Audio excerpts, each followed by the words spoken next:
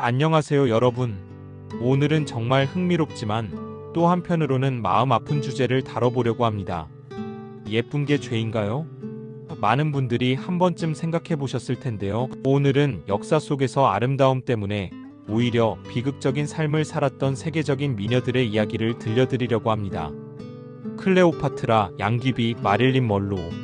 이들의 이름을 들으면 가장 먼저 떠오르는 건 바로 절세미인이라는 단어죠. 하지만 그 화려한 미모 뒤에 숨겨진 이들의 삶은 생각보다 훨씬 더 복잡하고 비극적이었습니다.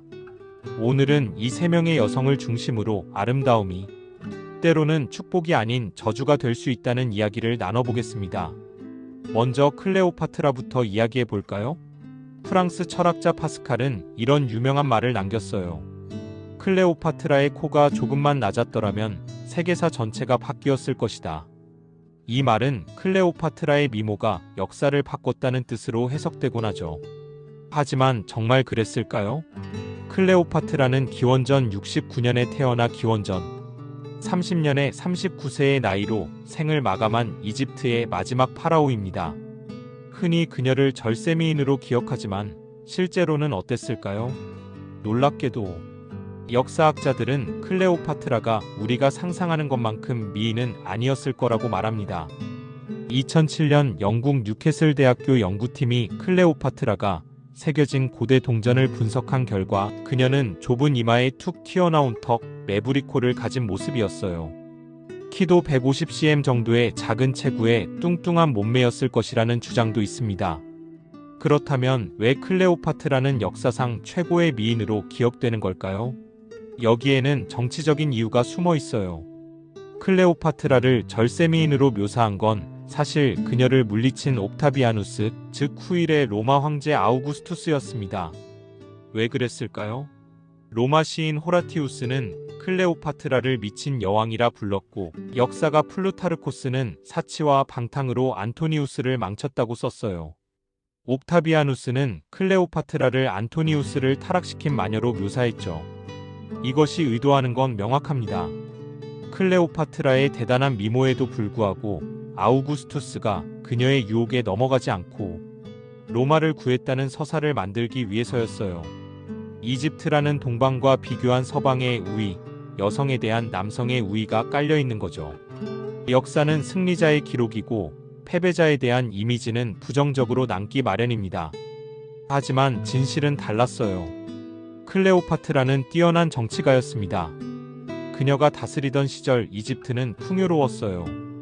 농업을 장려하고 세금을 개혁했으며 학문을 후원했죠.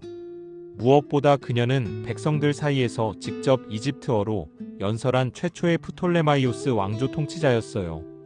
그녀의 선조들은 그리스어밖에 할 줄 몰랐지만 클레오파트라는 이집트어는 물론이고 그 밖의 외국어들도 능란하게 구사했습니다. 그리스식 교육을 받아 문학을 비롯해 역사, 수사학, 천문학, 의학 등 방대한 분야의 지식을 습득한 당대 최고의 엘리트였죠.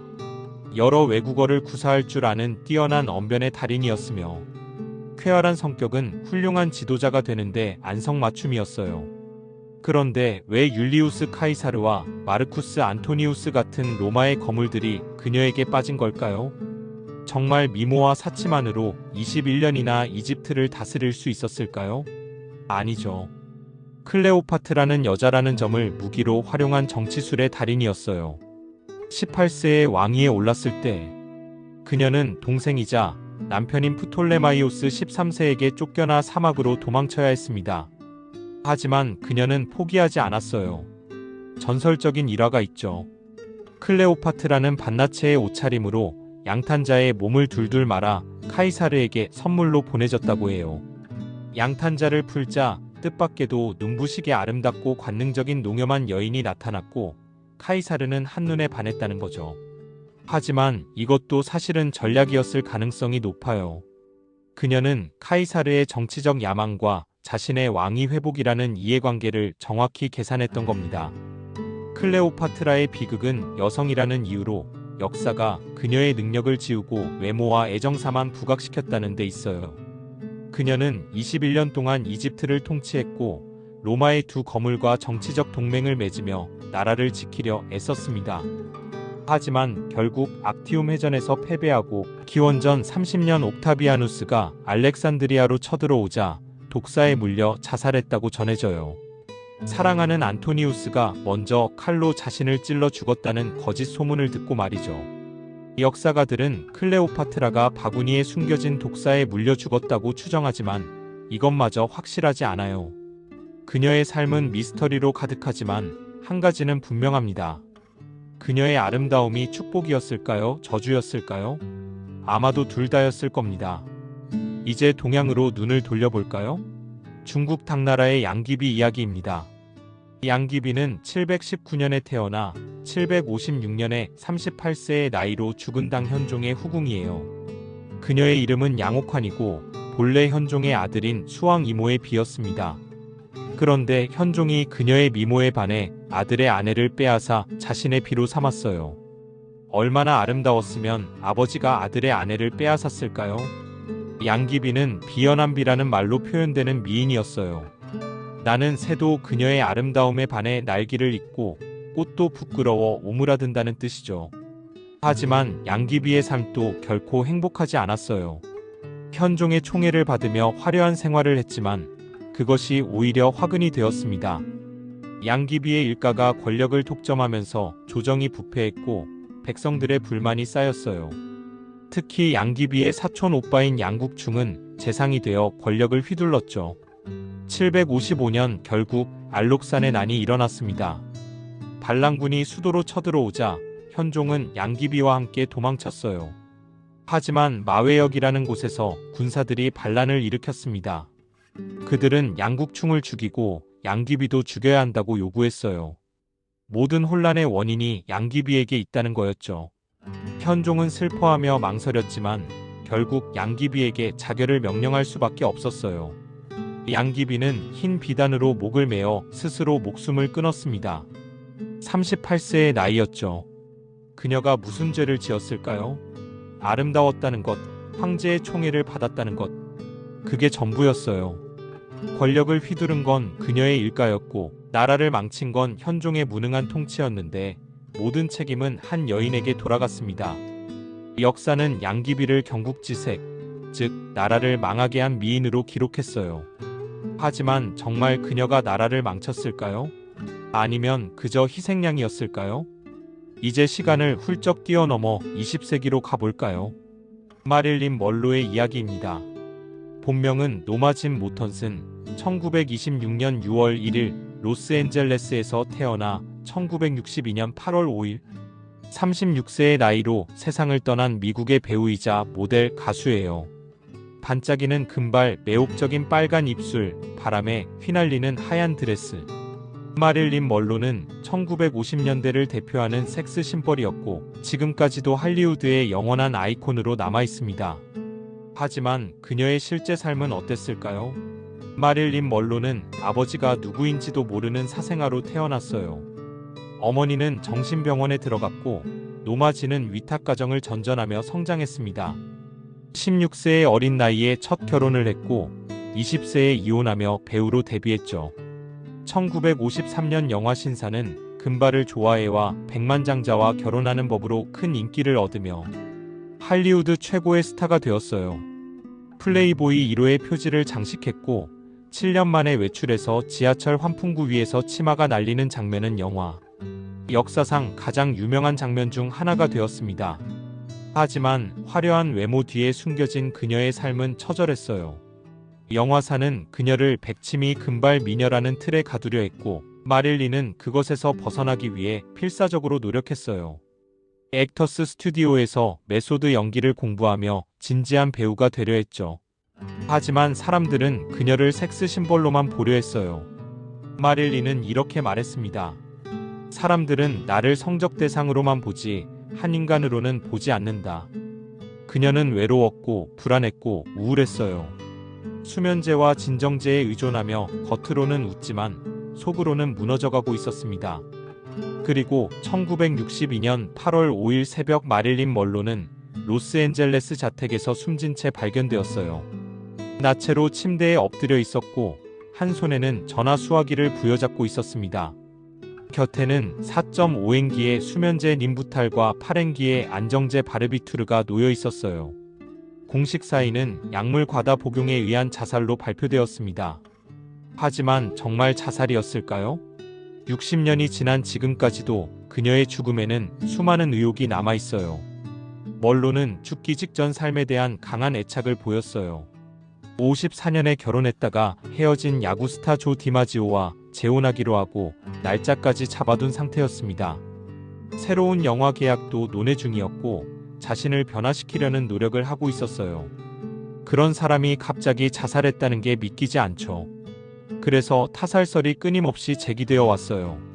가장 유력한 음모론은 케네디 형제와 관련된 겁니다. 마릴린 먼로는 존 F.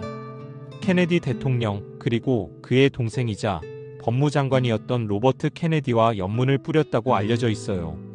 1962년 5월 19일 케네디 대통령의 생일 축하 행사에서 먼로가 해피 버스데이 미스터 프레지던트를 노래한 건 유명한 일화죠.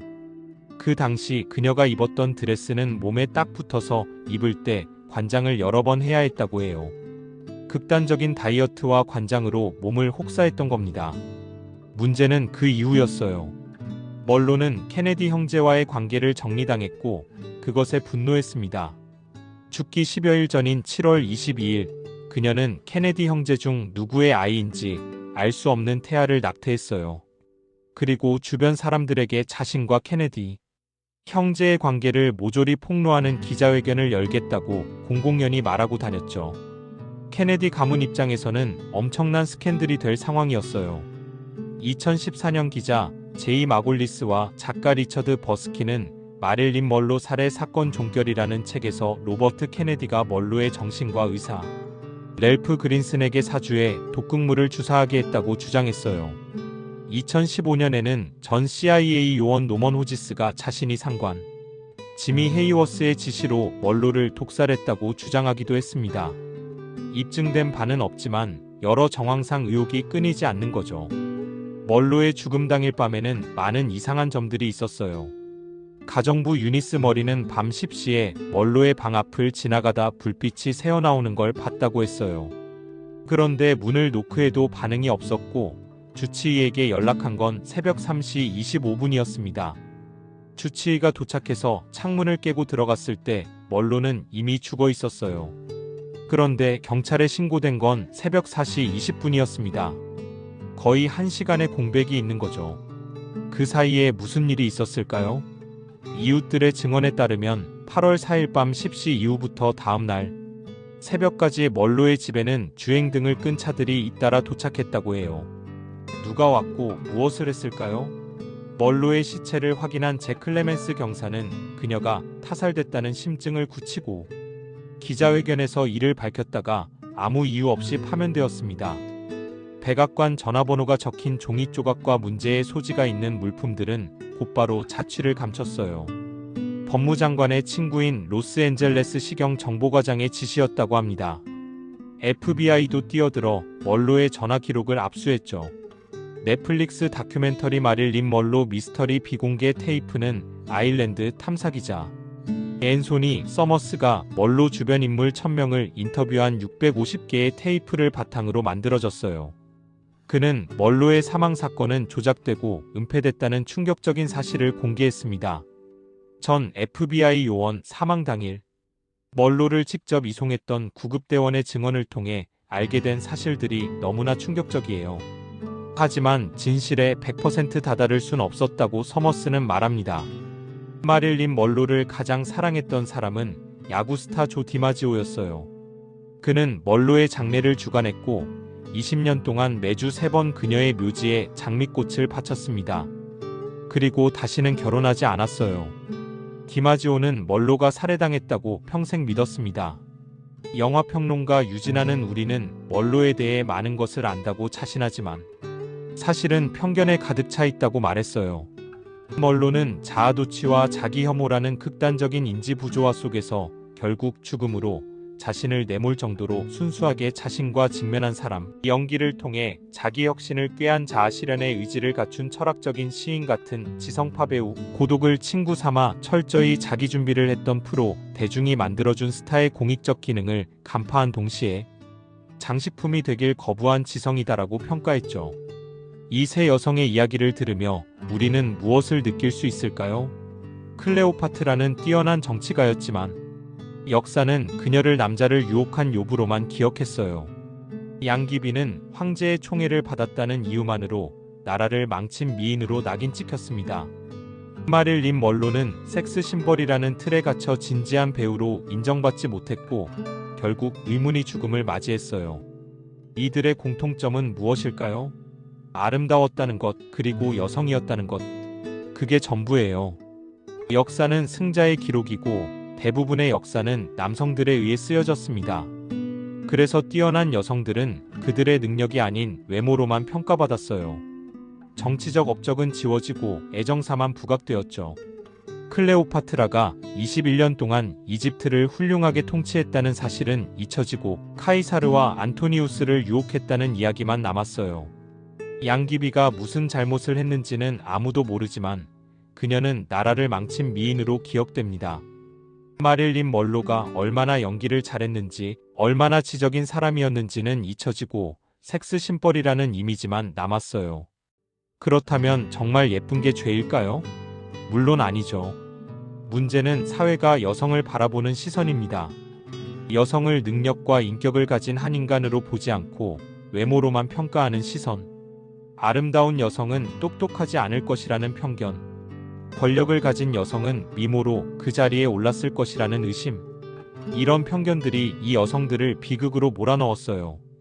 클레오파트라는 여러 외국어를 능통하게 구사했고 천문학과 의학까지 공부한 당대 최고의 지식인이었어요. 하지만 사람들은 그녀의 지성이 아닌 미모만 기억했죠. 마릴린 먼로는 액터스 스튜디오에서 메소드 연기를 공부했고 자신의 회사를 세울 정도로 사업가적 감각도 있었어요. 하지만 사람들은 그녀를 바보 금발로만 봤습니다. 양귀비는 사실 우리는 양귀비에 대해 거의 아는 게 없어요. 그녀가 무슨 생각을 했는지, 어떤 사람이었는지. 역사는 그런 건 기록하지 않았으니까요. 그저 아름다웠고 황제가 사랑했고 나라가 망했다. 그게 전부예요. 현대를 살아가는 우리는 어떨까요? 21세기에도 여전히 여성은 외모로 평가받고 있지 않나요? 능력 있는 여성이 성공하면 예뻐서 성공했다는 소리를 듣고 외모가 뛰어나면 머리는 안 좋을 것이라는 편견에 시달려요. 연예인이나 정치인, 기업인 할 것 없이 여성에 대한 첫 번째 평가는 항상 외모입니다. 그런데 예쁘네요. 그런데 못생겼네요. 능력이나 업적보다 외모가 먼저 언급되는 현실. 2.